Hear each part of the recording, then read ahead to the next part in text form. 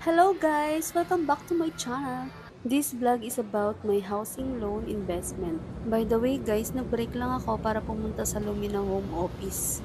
Ayan, natabunan yung motor ko. Magmamotor sana ako papunta ng Lumina. So, I decided na mag-commute na lang para mas mabilis.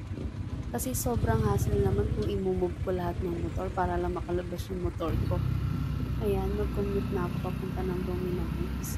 Malapit lang naman from my workplace, mga 10 minutes travel. By the way, nag-start ako mag-invest March 2, 2021 and October 2023 na ngayon, bali naka 2 years and 7 months na ako. O, diba? Sobrang bilis lang ng panahon, di ko na namalayan. Bali dun sa 2 years and 7 months na lumipas, down payment process pa lang yon. So, kaya pinag-visit ako ni Lumina Admin for signing of updated contract para ma-process na yung housing loan ko sa Pag-ibig. By the way, for the step-by-step process for housing investment is the following. Please check the picture above. By the way, agent din po ako ng housing investment. So, kung gusto niyo po ng more details about sa housing investment, you can comment down below para magawan ko ng content in my next vlog. Nandito na ako sa Lumina Home Subdivision. Ayan, dyan yung office nila. And dito sa may side, yung mga model house nila. Ganyan lang yung kinuha kong unit. Isa siyang studio type. And ganyan siya iti-turn over sa inyo once na-approve na kayo sa housing loan nyo sa Pag-ibig or sa bank financing. After the turnover process, pwede nyo nang ipaayos ito sa gusto nyong design. Yung CR fully furnished na. And ganitong design naman yung pwede nyo ipagawa sa bahay nyo. Bale, yung unit na kinuha ko is end unit. Means meron extra lot, provision for extra bedroom or parking lot. Bale, ang inner unit po or yung regular unit na walang extra lot is provision for 1 bedroom and 1 CR. Pwedeng-pwede na para sa mga mag-partner na nag-uumpisa pa lamang.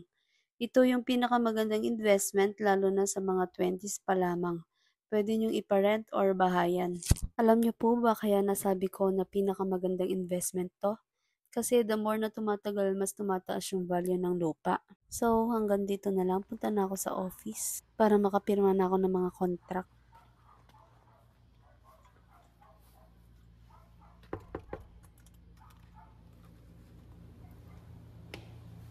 Walang tao dito sa office. Baka dun sa kabilang office. Yan, pipirma na ako ng mga contract. Sana ma-approve na agad sa Pag-ibig para magamit na yung bahay. Natutuwa ako at may napupuntahan yung perang pinagpapaguran ko. Kaya sa tuwing may client ako na gustong gusto rin kumuha ng bahay, tinutulungan ko talaga siya sa lahat ng tanong niya at sa mga documents na kailangan niyang kumpletuhin. Siyempre, bukod sa gusto ko ng extra income sa commission ko, gusto ko rin naman makatulong sa iba na matupad yung pangarap nila na magkaroon ng sariling bahay. Mahirap kaya makitira or mangupahan lang. Yung buwan-buwan na bayad mo sa rental, ba't di mo na lang ihulog sa housing loan mo? Sa'yo pa yung bahay. Kaya sa mga nagbabalak kumuha ng housing loan or housing investment, ituloy nyo lang yan. Magandang desisyon yan. Hindi nyo pagsisisihan. So hanggang dito na lang. Kung di pa kayo nakapag-subscribe, please subscribe to my channel. And thank you for watching. See you in my next vlog.